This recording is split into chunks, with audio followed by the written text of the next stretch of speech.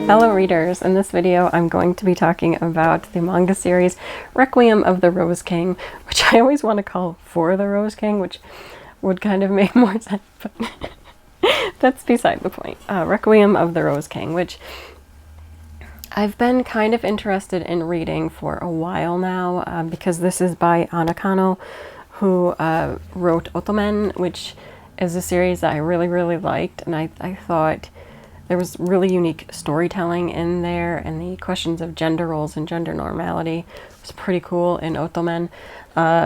So this is mostly very different from that. This is more of a historical fantasy-ish. It's like kind of alt history. So quite different from like contemporary romance with issues of gender stereotyping. Anyway, this one, however, is a retelling of Shakespeare's King Henry the Sixth, if I remember correctly, and King Richard III, one of Shakespeare's like biggest historical plays, as well as one of his most well-known villains. We're looking at a version of history inspired by Shakespeare's plays, but written with Ayakano's own twists into it. So, Requiem of the Rose King. In medieval England, during the age of the Wars of the Roses, a fierce battle rages between the House of York and the House of Lancaster. Young Richard of the House of York is determined that his family will ascend the throne, but he's hiding a secret that could destroy everything he desires.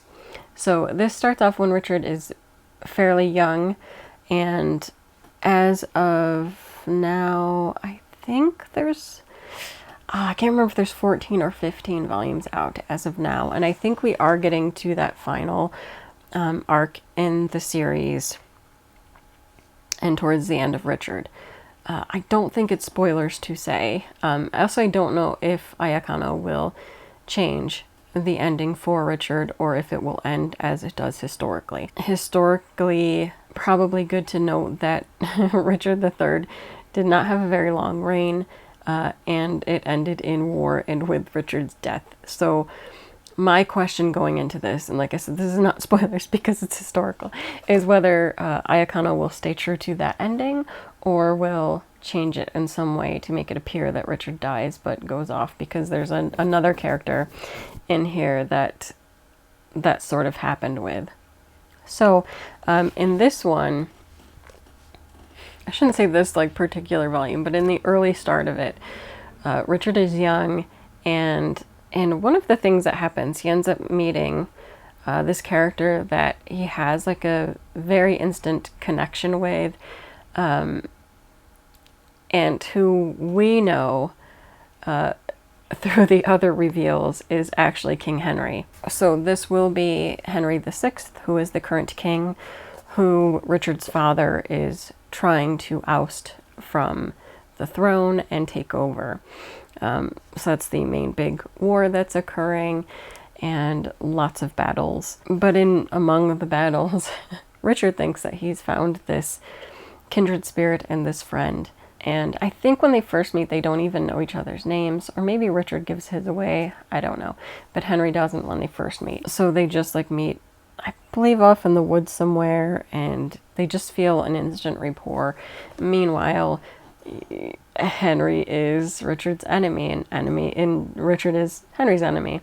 Although, as portrayed in the manga series, Henry, and maybe that was the case, I don't really remember, I'd have to go back. Henry really doesn't want to be at war, so like he's dealing with all of these issues of not wanting to see people die, and kind of a willingness to hand over the throne if it will stop the fighting. He really is not interested at all.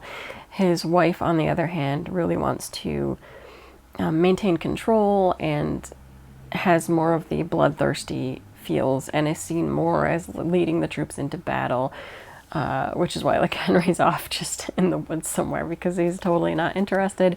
And meanwhile, his wife is really like championing the battle, and yeah, I thought that was fascinating. We also know right away that Richard is different. Now, in Shakespeare's historical play.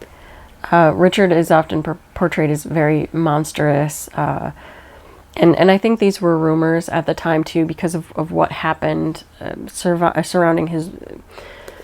I'm not going to get into that whole thing, but based on how he ruled, I think the monstrosity became that depiction because they wanted his looks to match what he was perceived as being like, in other words.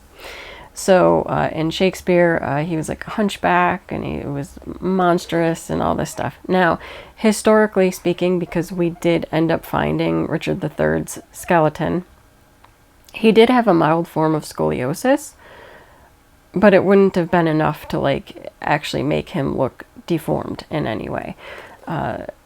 And so it's gonna, and there are plenty of people, I'm sure, who have mild scoliosis who know exactly what I mean. Like, it doesn't actually do that. You have to have severe scoliosis to actually warp the spine to that degree. So yes, the kind of belief now would be that a lot of the rumors that went on about how he looked had to do more with his actions and behavior and how they wanted to distance themselves from that or make him into something that he wasn't necessarily physically. So that's a whole other issue. But in this, Iacono does kind of change the Richard vibe.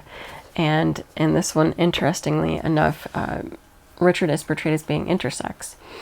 And so that's the big secret that Richard is hiding. So Richard does present himself as a he and prefers to be he, but actually has both components of a female body and a male body. And so that's the big secret that Richard tries to hide, and also what would make Richard be seen as monstrous if the truth got out.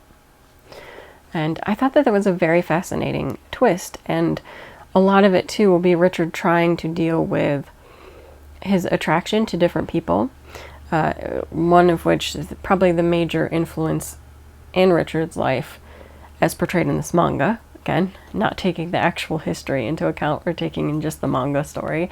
One of which would be Henry VI, who of course Richard doesn't know is Henry VI, but just the character of his friend Henry becomes a big object of love and desire for Richard, but also the knowledge and fear that if Richard reveals his true body, that it will repulse Henry. Beyond that, there's the friend of the family with Anne, and they form a friendship and bond, and Henry starts to feel that physical attraction to Anne. This is in the early stages of the manga. Things obviously start to change as it goes on, but I don't want to get into all that. Because I think if you're at all interested in this, or want to see how, like if you have an interest in history or in Shakespeare, I came more from the Shakespeare background, although I do also really like British history, having descendancy myself. It's fascinating to see the spins and the twists that Iacono does to the story and the whole relationships.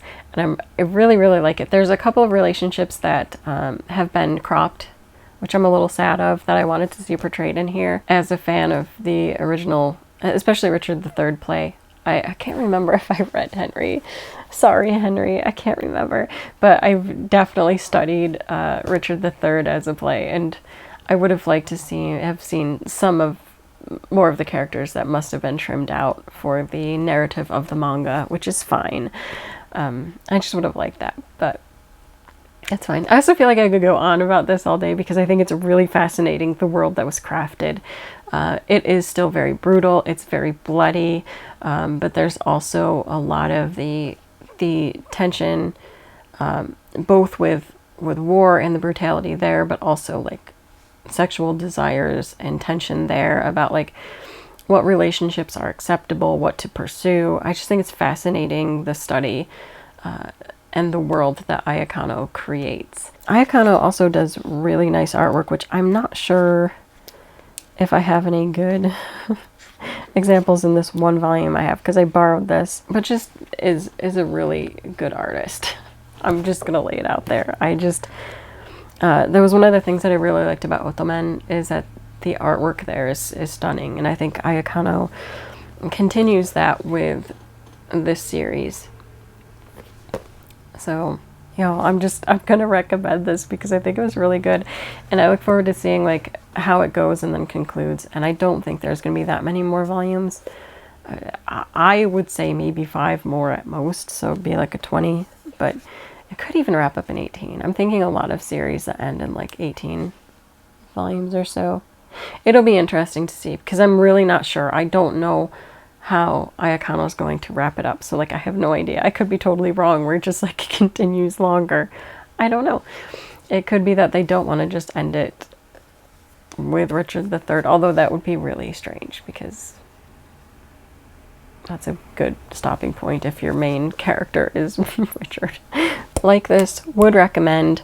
You may read it and find yourself looking up facts about British history and the whole line of royalty and how messed up this situation was. This was one of the craziest times in history, British history at least. I mean, there's been quite a few crazy times, not gonna lie. I think when you see stories like this, you realize just how messed up people are, because we're still continuing with such insanity to today. But I think it was the quick succession and battles that made this wild. Maybe not too different from other histories and stuff, but it was just those quick, relatively speaking, rules because of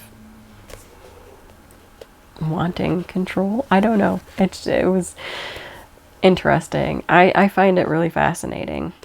Before I ramble on more, that's it for this video. Until next time, bye.